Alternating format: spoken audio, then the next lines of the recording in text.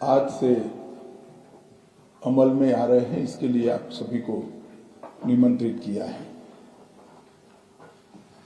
देश की जनता को सबसे पहले मैं बहुत बहुत बधाई देना चाहता हूं कि लगभग आजादी के 77 साल बाद आपराधिक न्याय प्रणाली, हमारी क्रिमिनल जस्टिस सिस्टम पूर्णतया स्वदेशी हो रही है और भारतीय इथोस के आधार पर ये चलेगी। 75 साल के बाद इस कानूनों पर विचार हुआ और ये कानून जब आज से हर थाने में अपना काम करना चालू करेंगे, तब अंग्रेजों के बनाए हुए कानून निरस्त होकर भारत की संसद ने बनाए हुए कानून आए। दंड की जगह न्याय लेगा, देरी की जगह स्पीडी ट्रायल और स्पीडी जस्टिस मिलेगा। और पहले सिर्फ पुलिस के अधिकारों की रक्षा की गई थी, अब पीड़ितों के अधिकारों की रक्षा और जो कंप्लेनेंट है इसके भी अधिकारों की रक्षा करने का काम होगा। तो एक नए नजरिए के साथ ये तीनों कानून आज सुबह से ही, मतलब कल मध्य रात्रि से काम करना शुरू किए हैं। अब इंडियन पिनल कोड, जिसको आईपीसी कहते थे, 1860 से जो कानून था, इसकी जगह बीएनएस भारतीय न्याय संहिता आएगी। क्रिमिनल प्रोसीजर कोड, जिसको सीआरपीसी कहते थे, जो 1898 से अमल में था, इसकी जगह भारतीय नागरिक सुरक्षा संहिता बीएनएस आएंगे। और इंडियन एविडेंस एक्ट 1872 से जो इस देश की क्रिमिनल जस्टिस सिस्टम को गवर्न करता था, इसकी जगह भारतीय साक्ष्य अधिनियम बीएसए लागू होगा। तो बीएनएस, बीएनएसएस और बीएसए के लागू होने से पूरी न्याय प्रणाली का आपराधिक कानूनों की पूर्णतया इसके अंदर हम कह सकते अब भारतीय आत्मा है। इसके ढेर सारे प्रावधान ऐसे किए गए हैं जिससे कई समूहों को फायदा होगा। कई सारी दफाएं जो अंग्रेजों के समय से विवाद में रही, इसको हटाकर आज के समय के अनुकूल धाराएं जोड़ी गई है। और कई सारी ऐसी चीजें जिससे भारतीय नागरिकों को परेशानी थी, इसको हटाकर नए प्रावधान किए गए हैं। सबसे पहले हमने इसमें हमारे संविधान के स्पिरिट के तहत दफाओं की और चैप्टर्स की प्रायोरिटी तय की है।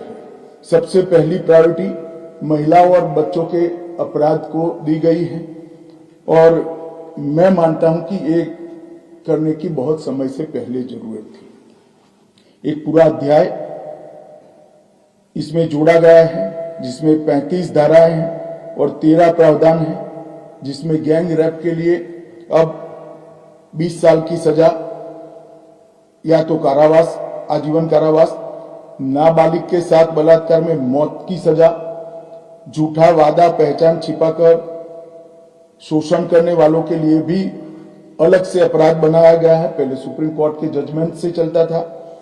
पीड़िता का बयान उसके घर पर महिला अधिकारियों की उपस्थिति में और अपने परिजनों की उपस्थिति में लेने का भी प्रावधान किया है। और इसके साथ साथ ऑनलाइन एफआईआर की व्यवस्था से भी ढेर सारी उत्पीड़न का सामना कर रही महिला एम्ब्रेसमेंट से बच पाएगी, ऐसा हमारा मानना है। सालों से देश भर में मॉब लिंचिंग के अपराध के लिए कानून में कोई प्रावधान नहीं था। प्रावधान करने की मांग होती थी। पहली बार मॉब लिंचिंग को परिभाषित किया गया है। नस्ल, जाति, समुदाय, लिंग, जन्म स्थान, भाषा और अन्य कारणों से जो मॉब लिंचिंग होता है, इसमें 7 वर्ष के कारावास से लेकर मृत्यु की सजा और आजीवन कारावास तक इसके अंदर जोड़ा गया है। तो एक बहुत बड़े समय से जो मांग थी वो पूरी होने जा रही है। रात 2 एक ऐसा कानून था जो अंग्रेजों ने अपने शासन की रक्षा के लिए बनाया, चाहे महात्मा गांधी हो, चाहे तिलक महाराज हो, चाहे सरदार पटेल हो, सभी लोग यही कानून के तहत 6-6 साल की सजा काटे थे। इसी कानून के तहत केसरी पर प्रतिबंध लगाया गया था। वो अपने राज्य की सुरक्षा के लिए अंग्रेजों ने बनाया हुआ कानून था। राजद्रोह को हमने जड़ से समाप्त कर दिया है और देश विरोधी हरकतों के लिए नई धारा लेकर आए हैं। पहले सरकार के खिलाफ स्टेटमेंट देना गुनाह था, अब भारत की एकता और अखंडता को क्षतिग्रस्त करने के लिए ये कानून अमल में आएगा। तो आजादी के इतने सालों के बाद ये कानून में बदलाव हुआ है, जो एक बहुत बड़ा परिचायक है हमारे संविधान के स्पिरिट का। मैं आप सभी के सामने बड़े विश्वास के साथ कहता हूं कि ये तीनों कानूनों के पूर्ण स्पिरिट के साथ देश भर में लागू होने के बाद ये कानून सबसे आधुनिक न्याय प्रणाली का सर्जन करेंगे। टेक्नोलॉजी को हमने न केवल अपनाया है, आने वाले 50 सालों तक टेक्नोलॉजी में जो भी अनुसंधान होने की संभावनाएं हैं, इस सबको कानून के अंदर हमने व्याख्या के तौर पर समाहित किया है, जिससे आने वाले समय में भी जो अनुसंधान होंगे वो व्याख्यायित किए गए। ये विश्व की सबसे आधुनिक न्याय प्रणाली बनेगी, इसका मुझे विश्वास है। कंप्यूटराइजेशन की प्रक्रिया ऑलरेडी पूरी हो गई है। 99.9% थाने कंप्यूटराइज हो चुके हैं। ई रिकॉर्ड जनरेट करने की प्रक्रिया भी हमने 2019 से ही चालू कर दी थी। 0 FIR, ई FIR, चार्जशीट और जवाब, ये सभी डिजिटल होगा। किसी को बड़े बड़े जेरोक्स निकालकर करने की जरूरत नहीं है। 1 लाख पेज की चार्जशीट भी एक छोटे से पेन ड्राइव से जजेस के सामने जाएगी और पक्षकर्ताओं को दिए जाएगी। 90 दिन के अंदर इस कानून में पीड़ित को, जिन्होंने न्याय की गुहार की है, उनको अपने केस का प्रोग्रेस ऑटोमेटिकली ऑनलाइन भेजा जाएगा। हमने इसके अंदर 7 साल और उससे ज्यादा सजा वाले सभी गुना में फोरेंसिक की टीम की विजिट को कंपलसरी कर फोरेंसिक एविडेंस को कानूनी जामा पहनाने का काम किया है। मैं मानता हूं कि इससे बहुत फायदा होगा। दोष सिद्धि का प्रमाण हम बहुत आगे तक ले जा पाएंगे। साक्ष्यों की रिकॉर्डिंग और जांच पड़ताल में रिकॉर्डिंग की अनुमति दी है। वीडियोग्राफी को सर्च और सीजर के वक्त पर अनिवार्य किया है, जिससे किसी को फंसाने की कोई साजिश न हो पाए। ई बयान बलात्कार की पीड़िता का या छेड़खानी की पीड़िता का ई बयान को भी कानूनी माना गया है और कोर्ट में ऑडियो वीडियो के माध्यम से पेशी करने का भी प्रावधान हमने किया है। ई पेशी में गवाह, आरोपी, विशेषज्ञ और पीड़ित सभी को कानूनी जामा पहनाने का काम किया है। इसमें जो फोरेंसिक विजिट को अनिवार्य बनाया गया है, इसको हमने दूरदर्शितापूर्वक काम कर नेशनल फोरेंसिक साइंस लेबोरेटरी 2020 में बनाकर इसके लिए ट्रेन मैन पावर का सर्जन का काम ऑलरेडी कर चुके हैं। मुझे पूरा भरोसा है कि 3 साल के बाद इस देश में हर साल 40,000 से ज्यादा ट्रेन मैन पावर का फोर्स हमारी कानूनी क्रिमिनल जस्टिस सिस्टम की सेवा में उपलब्ध होगा। कमीशन का रेशियो इसके माध्यम से 90% तक ले जाने का हमने प्रावधान किया है और फोरेंसिक इंफ्रास्ट्रक्चर को बढ़ाने के लिए अभी हमारी कैबिनेट ने निर्णय किया है और 9 राज्यों में फोरेंसिक साइंस यूनिवर्सिटी के कैंपस खोले जाएंगे और 6 सेंट्रल फोरेंसिक लेबोरेटरीज को भी हमने करा है। ये कानून विक्टिम सेंट्रिक। पहले दिनों तक किसी को पुलिस ले जाती थी, परिवार वालों को कोर्ट में आना पड़ता था। अब हमने कंपलसरी किया है कि हर थाने में रजिस्टर होगा और ई रजिस्टर भी होगा कि कौन सा अपराधी पुलिस की कस्टडी में है, जिससे हेबियस के माध्यम से कोर्ट में नहीं जाना पड़ेगा।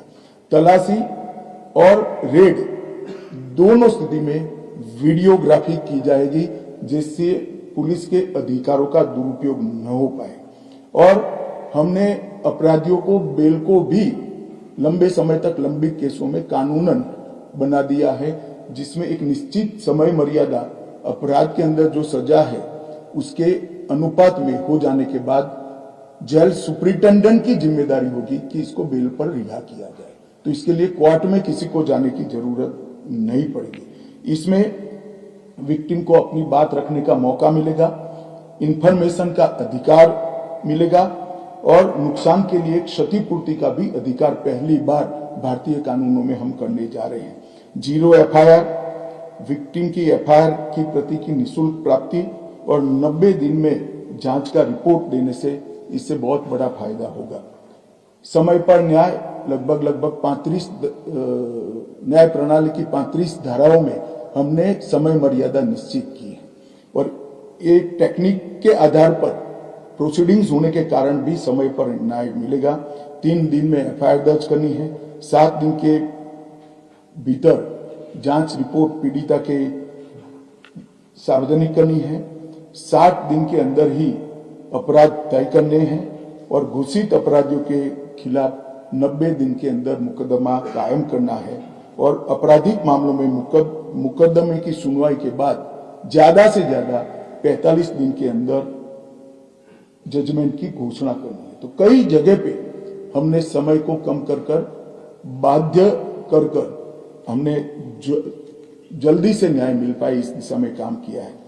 हमने 3 वर्ष से कम कारावास में 60 वर्ष से अधिक उम्र में के लोग जो है इसमें पुलिस अधिकारियों की पूर्व अनुमति अरेस्ट के लिए अनिवार्य करी है।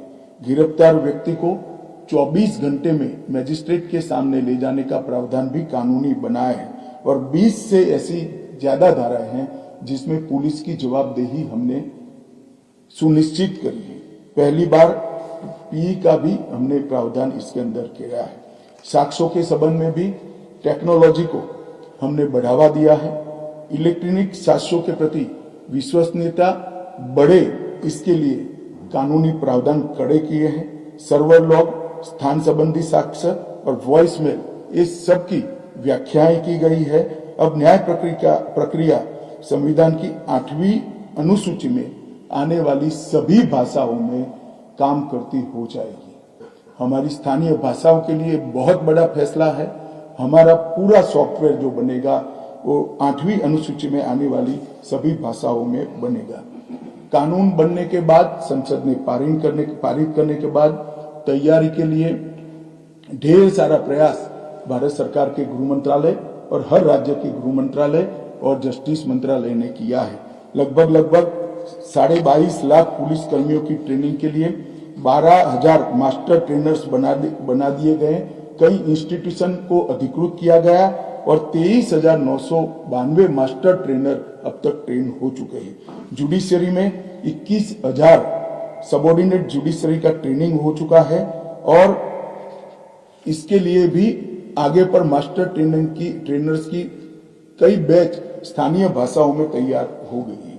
20,000 पब्लिक प्रोसिक्यूटर्स को ट्रेन किया गया है और लगभग हर प्रोसिक्यूटर को एक ऐप दे दिया गया है और नए कानून छापे हुए दिए गए हैं कि पुरानी धारा कौन सी थी, नई धारा कौन सी है।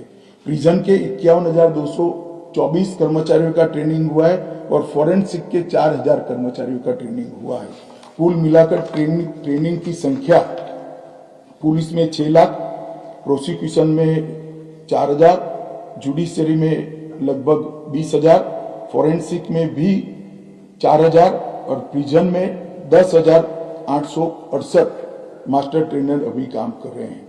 मित्रों, ये संहिता के लिए कुछ विपक्ष के मित्र अलग अलग बातें मीडिया के सामने रख रहे हैं कि अभी ट्रेनिंग नहीं हुई, चर्चा नहीं हुई।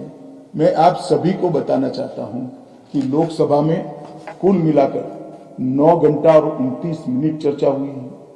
34 सदस्यों ने इसके अंदर पार्टिसिपेट किया है। राज्यसभा में 6 घंटा और 70 मिनट चर्चा हुई। 40 सदस्यों ने पार्टिसिपेट किया है। एक ये भी झूठ चलाया जा रहा है कि सबको बाल निकालने के बाद ये बिल लाया गया। बिल बिजनेस एडवाइजरी कमेटी में पहले से निश्चित था। मेरा ये स्पष्ट मानना है कि 14 तारीख से ही विपक्ष ने सदन का बहिष्कार करने जैसी हरकतें करी थी और शायद वो हिस्सा लेना नहीं चाहते थे। और दोनों सदनों में 14 तारीख में लोकसभा में 96 और राज्यसभा में 46 सदस्यों ने ऐसी हरकतें की जिससे पीठासीन अधिकारी उनको बाहर करने के लिए मजबूर हो जाए। फिर भी एक ऑप्शन था। ये बहुत बड़ा दूरगामी परिणाम लाने वाला कानून था। वो एक कानून के लिए स्पेशल अंदर आकर चर्चा में अपना मत रख सकते थे। इसके पहले भी मैंने 2020 में सभी सांसदों को पत्र लिखकर उनके सुझाव मांगे थे। सभी मुख्यमंत्रियों को पत्र लिखकर उनके सुझाव मांगे थे। सभी सुप्रीम कोर्ट के सम्मानीय न्यायाधीशों को पत्र लिखकर उनके सुझाव मांगे थे। सभी हाई कोर्ट के चीफ जस्टिस को पत्र लिखकर सुझाव मांगे थे।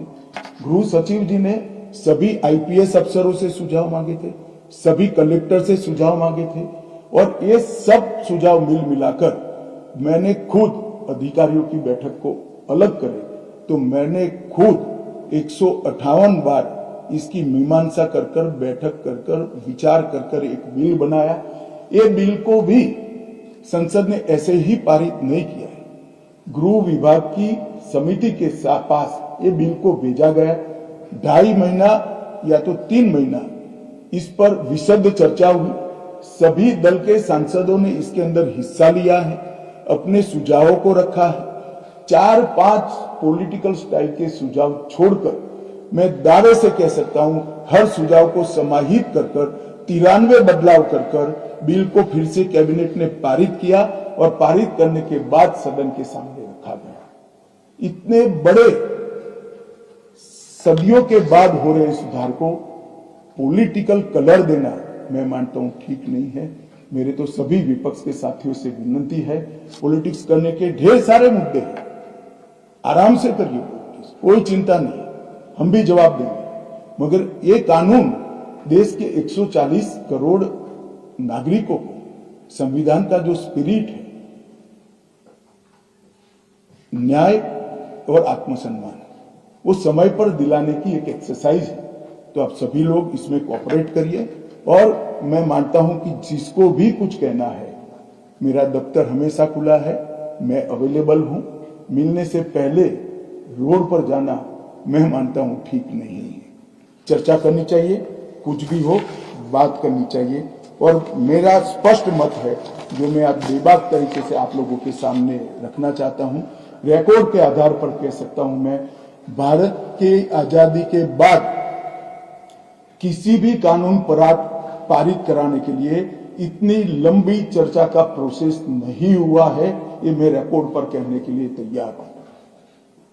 4 साल तक इस कानून पर विचार हुआ। और अगर आपको अभी भी कुछ कहना है तो आप जरूर आइए, मैं सुनने के लिए तैयार हूं। मगर कृपया इस कानून को पब्लिक तक इसकी सेवा करने देने का मौका देना चाहिए। समय पर न्याय मिलेगा तो देश का भला होगा। संविधान की सुरक्षा और आत्मसम्मान की भावनाओं को नागरिक प्राप्त कर पाएंगे तो देश का भला होगा। और सबसे बड़ा बदलाव है, हमने थोड़े धैर्य के साथ टीथिंग प्रॉब्लम को देश की जनता ने भी बड़े धैर्य के साथ लेकर सिस्टम को सुधारने का मौका देना चाहिए। और मैं सभी दलों से भी कहना चाहता हूं कि राजनीति से ऊपर उठकर आप इसका समर्थन करिए और जो भी सुझाव जनता के हित में है लेकर आइए। हम इस पर चर्चा करने के लिए तैयार हैं। आप लोगों के मन में कोई